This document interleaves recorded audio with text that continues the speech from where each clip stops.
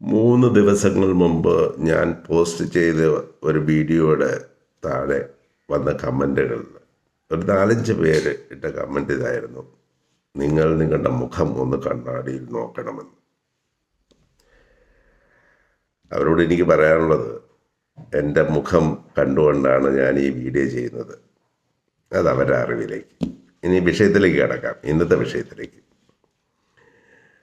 നമ്മുടെ മാർപ്പാപ്പയുടെ പ്രതിനിധി സിറിൽ ബാസിൽ രണ്ടാമതും കൊച്ചിയിൽ വന്നിറങ്ങിയിട്ടിരിക്കുകയാണ്. ഇപ്പോൾ എറണാകുളം അതിരൂപതയുടെ ആസ്ഥാനത്ത് താമസമാക്കിയെന്നാണ് അറിയുന്നത്. പക്ഷെ അദ്ദേഹം കൊച്ചി വിമാനത്താവളത്തിൽ വന്നിറങ്ങിയപ്പോൾ സർക്കാർ അദ്ദേഹത്തിൽ നിന്ന് ഒരു ഉറപ്പ് എഴുതി വാങ്ങിച്ചെന്ന് ഈ വിമതർ പറഞ്ഞ് പരത്തുന്നുണ്ട്. ആ ഉറപ്പ് ഇതാണ്: കഴിഞ്ഞ പ്രാവശ്യം വന്ന് ഇവിടെ അദ്ദേഹം എടുത്ത ചില നടപടികൾ കാരണം പോലീസിന് വലിയ പണിയായി. അപ്പോൾ ഈ സമാധാന പ്രശ്നങ്ങൾ സൃഷ്ടിക്കുന്ന നടപടികളൊന്നും ഈ പ്രാവശ്യം ചെയ്തുകൂടാ എന്നൊരു ഉറപ്പ് എഴുതി വാങ്ങിച്ചെന്നാണ് പറയുന്നത്. അതൊക്കെ ഈ വിമതരിങ്ങനെ പലതും പറഞ്ഞുണ്ടാക്കുന്നേ. മാർപ്പാപ്പയും മാർപ്പാപ്പയുടെ പ്രതിനിധിയും കർദിനാളിനെയൊക്കെ നാണകെടുത്താൻ.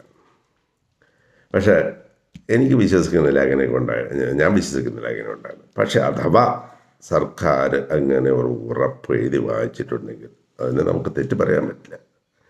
എന്നുവെച്ചാൽ ഒരു വിദേശി വന്നുകൊണ്ട് നമ്മുടെ നാട്ടിൽ ക്രമസമാധാന പ്രശ്നങ്ങളുണ്ടാകുന്ന കാര്യങ്ങൾ ചെയ്യുക എന്ന് പറയുന്നത് അത് നമ്മുടെ രാജ്യത്തിന് തന്നെ നാണക്കേടാണ്. നമ്മുടെ രാജ്യത്തിൻ്റെ ആത്മാഭിമാനത്തെ ഒരു വിദേശി ചോദ്യം ചെയ്യുന്ന നടപടിയായിട്ട് നമ്മുടെ സർക്കാർ കണ്ടാൽ അതിനെ തെറ്റ് പറയാൻ പറ്റില്ല. അപ്പം അതങ്ങനെ നിൽക്കട്ടെ. നമുക്കിനി ഞാൻ ഇന്ന് നിങ്ങളോട് സംസാരിക്കണമെന്ന് ആഗ്രഹിക്കുന്ന വിഷയത്തിലേക്ക് കടക്കാം. എന്തിനാണ് നമ്മുടെ ഈ പേപ്പർ പ്രതിനിധി സിറിൽ ബാസിൽ ഇവിടെ വന്നത്? കഴിഞ്ഞ പ്രാവശ്യം വന്നത് എന്തിനാണ് നമുക്ക് കൃത്യമായിട്ട് അറിയാമായിരുന്നു. എന്താ വെച്ചാൽ അദ്ദേഹം ഈ എറണാകുളം അതിരൂപതയിലെ വിമതരുണ്ടല്ലോ, അവർ പറഞ്ഞു മാർപ്പാപ്പ ഒരു പ്രതിനിധിയെ ഇങ്ങോട്ട് അയച്ചാൽ ആ പ്രതിനിധി വന്ന് ഇവിടെ കാര്യങ്ങൾ പഠിച്ചാൽ ഒരു കാര്യം ബോധ്യമാവും. ഈ എറണാകുളം അതിരൂപതയുടെ വിശ്വാസികളുടെയും പുരോഹിതരുടെയും ആവശ്യം ഈ ജനാഭിമുഖ കുർബാന മുന്നോട്ട് കൊണ്ടുപോകണം, അതിൽ തന്നെ നിലനിൽക്കണം എന്നുള്ള അവരുടെ ആവശ്യം.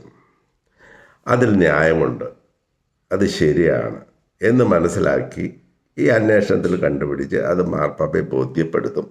അപ്പം സിനഡിൻ്റെ തീരുമാനം തിരുത്താൻ പറയും, എറണാകുളത്തിന് വേണ്ടി ഒരു എക്സെപ്ഷൻ കൊടുക്കാൻ പറയും എന്നൊക്കെയാണ് ഉറച്ച് വിശ്വസിച്ച് എറണാകുളം അതിരൂപതയിലെ വിശ്വാസികൾ പുരോഹിതരൊക്കെ ഉറച്ച് വിശ്വസിച്ചു. പക്ഷെ അദ്ദേഹം വന്നോടനെ, കഴിഞ്ഞ പ്രാവശ്യം വന്നോടനെ എന്താ പറഞ്ഞതെന്ന് പറയുമ്പോൾ ആദ്യത്തെ പ്രസ്താവന ഇതായിരുന്നു: ഞാൻ വന്നത് സിനഡിൻ്റെ തീരുമാനം പാലിച്ചേ പറ്റുമെന്ന് എറണാകുളം അതിരൂപതയിലെ പുരോഹിതരോടും വിശ്വാസികളോടും പറയാനാണ്. അപ്പം അദ്ദേഹം ഈ വിമതര് ആഗ്രഹിച്ചതുപോലെ കാര്യങ്ങൾ പഠിക്കാനല്ല വന്നത്, സിനഡിൻ്റെ തീരുമാനം അടിച്ചേൽപ്പിക്കാനാണ് വന്നത്. അപ്പം പ്രശ്നമായി, കലഹമായി. അപ്പം ഈ പ്രാവശ്യം അന്നിപ്പം നമ്മുടെ മാർപ്പാപ്പ നമുക്ക് ഒരു 7 മിനിറ്റ് കൂടുതലുള്ള ഒരു വീഡിയോ സന്ദേശം അയച്ചു. എറണാകുളം അതിരൂപതയിലെ വാത്സല്യ മക്കളെ, നിങ്ങളോട് ഞാൻ പറയാണ്, നിങ്ങൾ സിനഡ് തീരുമാനം അംഗീകരിച്ച് ഡിസംബർ 25 മുതൽ അൾത്താരാഭിമുഖ കുർബാന ചെല്ലണം. അവിടെ തീർന്ന വിഷയം. പിന്നെ ഇപ്പോൾ ഇയാളെന്തിനാ വന്നേ? ഈ ബിഷപ്പ് പേപ്പൽ ഡെലിഗേറ്റ് എന്തിനാണ് വന്നത്? അദ്ദേഹത്തിന് മാർപ്പാപ്പയെ തിരുത്താൻ പറ്റില്ല. എന്ന് വെച്ചാൽ മാർപ്പാപ്പയ്ക്ക് തെറ്റ് പറ്റില്ലല്ലോ. മാർപ്പാപ്പയ്ക്ക് തെറ്റ് മാർപ്പാപ്പയ്ക്കും തെറ്റ് പറ്റാവുന്ന പാവം ജസ്റ്റിസ് കുര്യൻ ജോസഫ് എന്ന് പറഞ്ഞതിന് അദ്ദേഹത്തിൻ്റെ സോഷ്യൽ മീഡിയയിലിട്ട് പഞ്ഞിക്കിടുന്നത് കണ്ടില്ലേ? പാവം. തെറ്റ് പറ്റാമെന്ന് പറഞ്ഞതിന്. അപ്പം തെറ്റ് പറ്റിയ എന്ന് പറഞ്ഞാലോ, അല്ലെങ്കിൽ തെറ്റ് പറ്റിയെന്ന് അംഗീകരിച്ചാലോ? ഇന്നിപ്പോൾ സിറിൽ ബാസിൽ വന്ന് ഇവിടെ കാര്യങ്ങൾ ശരി, കഴിഞ്ഞ പ്രാവശ്യം ചെയ്യാത്ത ഇപ്രാവശ്യം ചെയ്യാണ്. ഒന്ന് അന്വേഷിച്ച് പഠിച്ച് ആൾക്കാരുമായിട്ടൊക്കെ സംസാരിച്ച് കൃത്യമായ കാര്യങ്ങൾ മാർപ്പാപ്പയെ ബോധ്യപ്പെടുത്തി മാർപ്പാപ്പ ഒന്ന് തിരുത്തിയാൽ പോയില്ലേ കാര്യം?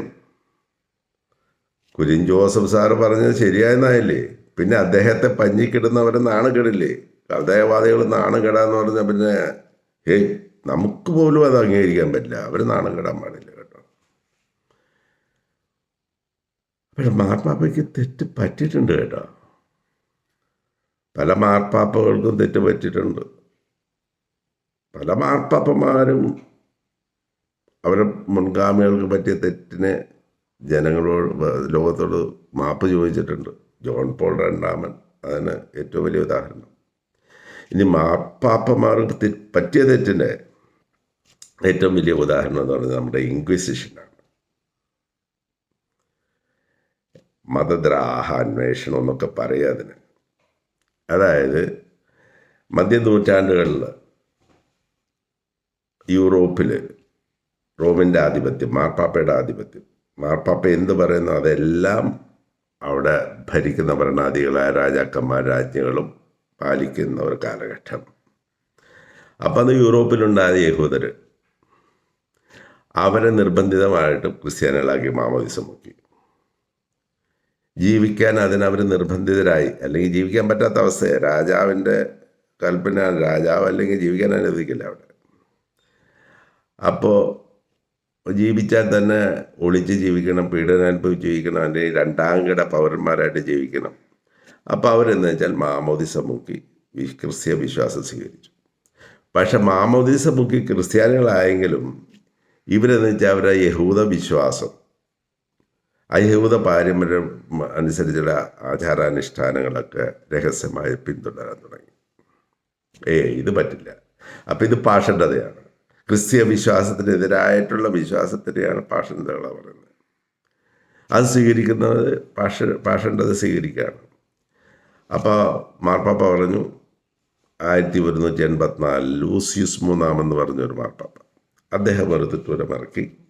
എല്ലാ ഇടവകളിലും ഒരു ഇൻക്വിസിഷൻ കോടതി. ആ കോടതി ഇങ്ങനെ ഈ പാഷണ്ഡതകൾ വിശ്വസിക്കുന്നവരെ തേടിപ്പിടിച്ച് അവരെ വിചാരണ ചെയ്ത് ശിക്ഷിക്കും. പക്ഷെ ശിക്ഷിക്കുന്നതിന് മുമ്പ് അവർക്കൊന്ന് തിരുത്താൻ ഒരു അവസരം കൊടുക്കും.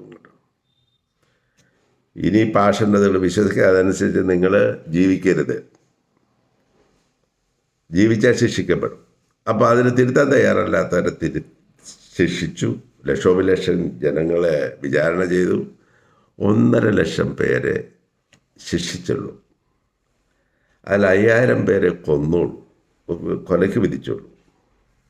പക്ഷെ കൊന്നത് ഇവരെ കൊണ്ട് കുറ്റം സമ്മതിപ്പിക്കാൻ നടത്തിയ പീഡനം, പിന്നെ കൊല്ലാൻ പീഡിപ്പിച്ച് കൊല്ലിന്ന് പറഞ്ഞു കഴിഞ്ഞാൽ ഈ തൂണെ കെട്ടി തീ കൊളുത്തി കൊന്നു, അല്ലെങ്കിൽ കൈയും കാലും ഒരു ഇതിൽ കെട്ടിയിട്ടിട്ട് അങ്ങ് വലിച്ചു കയറി കൊന്നു. ഇങ്ങനെയൊക്കെ പലതും. നമ്മുടെ ഇത് താലിബാൻ പോലും കവച്ചു വെച്ച് ഉള്ള പീഡനങ്ങൾ എന്നതാണ്.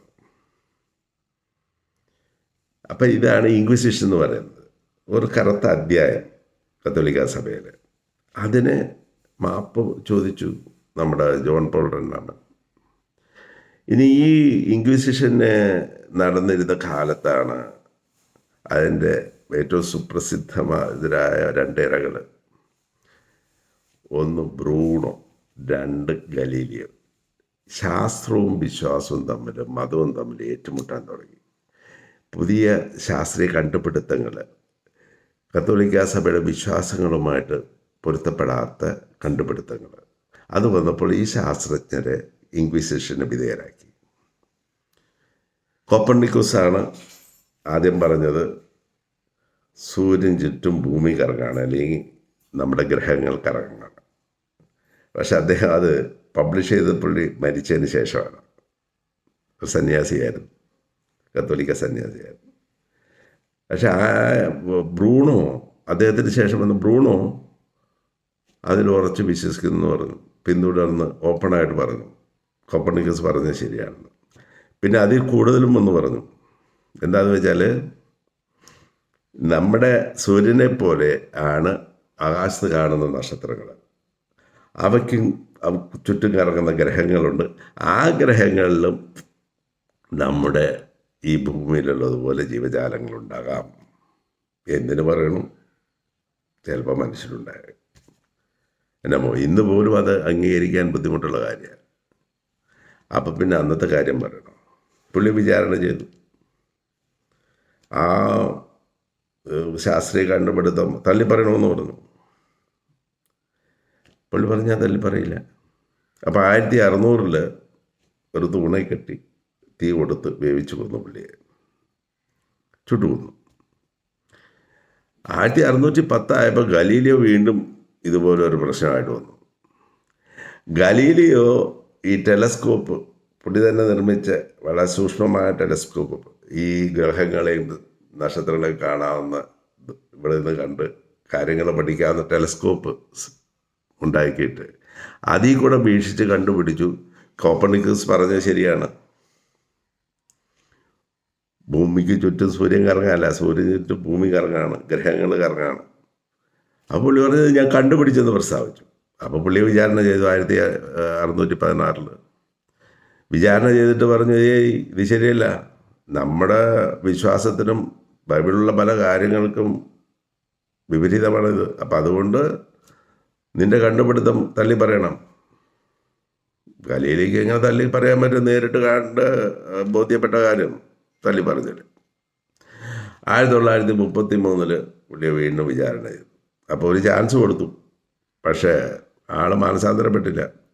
1933 വിചാരണ ചെയ്തു.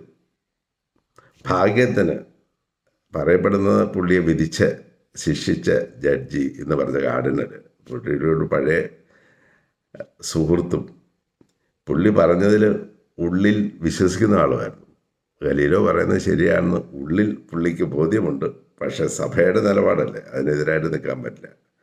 അപ്പോൾ കൊലയ്ക്ക് വിധിക്കുന്നതിന് പകരം പുള്ളിയെ വീട്ടുതടങ്കലിൽ